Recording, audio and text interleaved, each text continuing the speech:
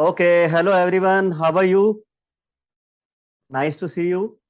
और इस वीक हम एक बहुत ही इम्पोर्टेंट टॉपिक डिस्कस कर रहे हैं और वो है आउटकम। हमने जो अपना पिछला सेशन था उसमें बात की थी कि आउटकम्स क्या होते हैं, जो ट्रेडिशनल गोल सेटिंग होती है उससे आउटकम्स किस तरह से अलग होते हैं। और आपने हमको अपने दो दो आउटकम्स भी बताए थे। हमने ये देखा था कि जो ट्रेडिशनल गोल सेटिंग है वो बेसिकली अस्पष्ट होती है, उसमें क्लैरिटी नहीं होती। और जो आउटकम्स हैं वो एक तरह का केंद्र बिंदु होते हैं, हमें एक्शन लेने के लिए इंस्पायर करते हैं, साथ ही हमारी बेस लाइंस और कोडिंग से जुड़े होते हैं, और इस वजह से वो एक जादू की तरह काम करते हैं। ये कुछ एक चीजें थी जो हमने आउटकम्स के बारे में सीखी। अब हम धीरे धीरे इसी श्रृंखला में आगे बढ़ेंगे। अभी आपने हमें पिछली बार अपने दो आउटकम्स बताए थे सब लोगों ने। मैं आपसे पूछना चाहूंगा कि अगर मैं आपसे कहूं कि आप लोगों को अपने 50-50 आउटकम्स लिखते हैं तो आपकी क्या रिएक्शन होगी? प्रतिभा। हाँ मनीष जी, 50। आई थिंक मैं 10 तक शायद लिख पाऊँ, बट 50 थोड़ा डिफिकल्ट हो जाएगा अभी के ओके, लिए। मतलब आपकी समझ से उसका क्या कारण हो सकता है, अजीत? अगर मैं अपना आउटकम्स नहीं लिख पाता हूँ तो उसका कारण यही है कि या तो मैं स्टेट मेरा लो है, मैं अपने अच्छे स्टेट में नहीं हूँ, और मुझे अपना बेसलाइन नहीं पता है, मुझे अपना बेसलाइन याद नहीं है, और मेरे दिमाग में एनकोड्स भरे पड़े हुए हैं। तो ये मेरे हिसाब से कारण कुछ हो सकते हैं कि मैं अपना आउटकम सोच नहीं पा रहा हूँ, और जब सोचूंगा ना तो मैं लिख ही नहीं पाऊंगा। अगर आप 10-15 आउटकम पे आके रुक जाते हैं और जो अजीत ने बताया वो कारण है उसके, तो हमें क्या करना चाहिए जिससे कि हम लिख सकें और आगे बढ़ सकें? मेरे ख्याल से हमें अपनी रिपोर्ट पढ़नी चाहिए, गुड स्टेट जो है। और अगर हम अपनी रिपोर्ट पढ़ेंगे तो माइट भी हम वैसा सोच सकें जैसा फिर भी मैं सोचती हूँ अगर खींचेंगे भी तो कितना होगा, 40। ओके आलिया, आई थिंक सबसे पहले आई थिंक आलिया के लिए हम क्लैप करना चाहेंगे। उन्होंने बिल्कुल एक सही जवाब दिया कि बहुत ज़रूरी है कि हम अपनी गुड स्टेट को पढ़ें, अपने ई कोड्स को पढ़ें, अपनी बेस लाइंस को ध्यान में रखें।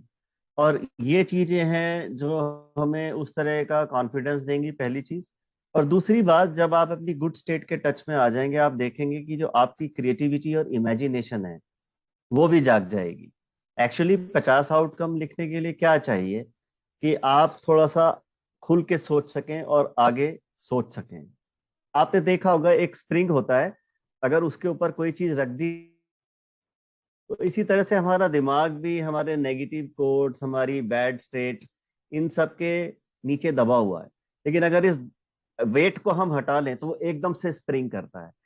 तो आपने सिर्फ अपनी गुड स्टेट पढ़नी नहीं है, आपने ये देखना है कि इस गुड स्टेट के अंदर फॉर एग्जांपल अजीत कैसा शख्स है, या अपनी गुड स्टेट के अंदर प्रतिभा कैसी शख्स है, वो कैसे सोचती है, कैसे बर्ताव करती है। आपको उसके कैरेक्टर में आना है। और जब आप उसके कैरेक्टर में आ जाओगे तो आप 50 नहीं, आप 100 आउटकम्स लिखोगे। सिर्फ पढ़ने भर से नहीं होगा, उस स्टेट को अपने अंदर लाने देना पड़ेगा आपको। वो आपकी शख्सियत का एक बहुत ही बड़ा हिस्सा बन जाना चाहिए, और फिर आप आउटकम्स लिख पाओगे। ओके, अभी मैं चाहूंगा कि आप अपने मैनुअल के पेज नंबर 58 पे आए, और यहाँ पर एक एक्टिविटी है। तो अजीत, इस एक्टिविटी का नाम बताएंगे आप मुझे? पेज 58 बी पे टॉप पर लिखा है इस एक्टिविटी का नाम। What do I need to focus on? मुझे एग्जैक्टली, फोकस करने के लिए क्या करना पड़ेगा, क्या कर सकते एग्जैक्टली। क्योंकि देखिए, जब तक आपके फोकस में आपके आउटकम्स नहीं आएंगे तो आप उन्हें प्राप्त कैसे करेंगे, जब तक आपकी नजर ही नहीं जाएगी उनके ऊपर। तो अभी हम आपको एक एक्टिविटी कराएंगे जो कि एक बहुत ही इंटरेस्टिंग एक्टिविटी है। और उस एक्टिविटी के अंदर हमारा मकसद ये है कि आप अपने आउटकम्स के ऊपर, जो आप हमारे सारे यहाँ पे क्लाइंट्स बैठे हैं वो अपना ध्यान दें, एक बार आप ध्यान देंगे तो उनको पाने के लिए आप कोशिशें भी शुरू करते हैं। दूसरा, आपने देखा होगा कि जिंदगी के अंदर हमारे जो आउटकम्स होते हैं कुछ शॉर्ट टर्म होते हैं, कुछ लॉन्ग टर्म होते हैं। तो प्रतिभा, आप बतानी चाहेंगी कि शॉर्ट टर्म और लॉन्ग टर्म से आप क्या समझती हैं? शॉर्ट टर्म जो होता है वो हम कम समय में अचीव कर सकते हैं, लॉन्ग टर्म थोड़ा लंबा होता है। हाँ बिल्कुल, आपने सही कहा, ये आपके टाइम से रिलेटेड है। और हमारा एम ये है कि आपके जो आउटकम्स हैं वो शॉर्ट टर्म और लॉन्ग टर्म दोनों क्लियर हों आपको। और उन आउटकम से फिर बाद में आप छांट लें कि सबसे ज्यादा जरूरी आउटकम्स कौन से हैं। तो मैं आपको अभी इसके लिए जो स्टेप बाय स्टेप इंस्ट्रक्शंस हैं वो ध्यान से आप सुनिएगा, क्योंकि आपको ये एक्टिविटी उनके बेस पे करनी है। तो आपने अभी ये देखना है कि अगले 5 साल के अंदर वो कौन से 50 आउटकम हैं जो आप हासिल करना चाहते हैं। कम से कम 50 लिखने हैं आपने, आप चाहें तो ज्यादा भी लिख सकते हैं, इन नेक्स्ट 5 ईयर्स। उसके बाद जब आपकी ये लिस्ट तैयार हो जाती है 50 आउटकम्स की, तो आपने ये देखना है कि इसको 3 हिस्सों में डिवाइड करना है। पहले वो आउटकम होंगे जो आप फर्स्ट ईयर में, पहले साल में हासिल करना चाहेंगे। फिर वो आउटकम्स निकालिए जो आप 3 साल में हासिल करना चाहेंगे।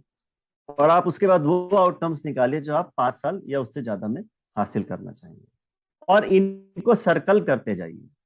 फॉर एग्जाम्पल, अगर आप हमारे इस मैनुअल के अगले पेज पे जाएंगे तो आप देखेंगे यहाँ पे लिखा हुआ है आउटकम, ब्रेनस्टॉर्म और समय सीमा। ओके, तो देखिए इस लिस्ट को।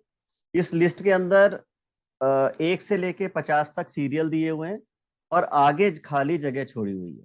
वहां पर आपने एक बार आउटकम लिख दिया तो आप लिखिए, अगर 1 लिख के सर्कल कर देते हैं तो इसका मतलब आप उसको फर्स्ट ईयर में उसको अटेन करना चाहते हैं। इसी तरह से 3, इसी तरह से 5। तो ये तरीका है आपका 3 हिस्सों के अंदर इस अपने आउटकम्स को बांटने का।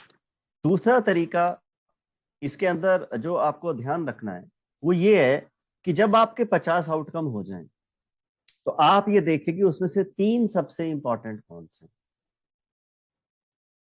और वो आप अपने फर्स्ट ईयर के आउटकम ले लीजिए। ओके, फर्स्ट ईयर में 3 सबसे इंपॉर्टेंट आउटकम कौन है।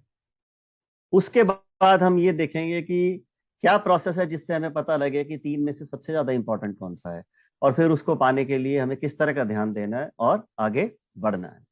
अब ये तो आपकी इस एक्टिविटी को करने की इंस्ट्रक्शंस हुई, और मैं चाहूंगा कि आप आज ही इस एक्टिविटी को खत्म करें ताकि इसके ऊपर हम अगले सेशन में चर्चा कर सकें। दूसरा, एक और क्या चीज है जो आपको 50 से भी ज्यादा आउटकम्स लिखने में मदद कर सकती है? कोई हाथ उठाए तो मैं पूछना चाहूंगा। आपने बात की अच्छी स्टेट पढ़नी चाहिए, आपने कहा हम अपनी कोडिंग को ध्यान में रखें। एक और क्या टूल है जिसके बारे में हम पढ़ चुके हैं और वो हमें 50 तो क्या 100 से भी ज्यादा आउटकम्स लिखने की तरफ ले जा सकता है? यस अजीत, हमारे विल अजीत आप बताइए। यस, हमारा व्हील ऑफ लाइफ एक्टिविटी जो है, जिसमें हमारे जीवन के जो 8 पहलू हैं, तो हम उसको देख के वहां से अपना आउटकम्स लिख सकते हैं। एग्जैक्टली, आई थिंक अजीत के लिए हम ताली बजा सकते हैं। बहुत अच्छा जवाब दिया उन्होंने। हमने जब व्हील ऑफ लाइफ एक्टिविटी की थी तो आपने देखा था कि wheel of life activity basically आपको अपनी हालिया जिंदगी के बारे में जानकारी देती है। और उस व्हील ऑफ लाइफ एक्टिविटी में 8 के करीब हमारे अलग अलग जीवन के क्षेत्र थे। हम बात कर रहे थे अपने करियर की, अपनी रिलेशनशिप्स की, अपनी हेल्थ की, अपनी फन एंड एंटरटेनमेंट की, और अपनी पर्सनल ग्रोथ की, स्पिरिचुअल डेवलपमेंट की। इन सब चीजों की हम बात कर रहे थे।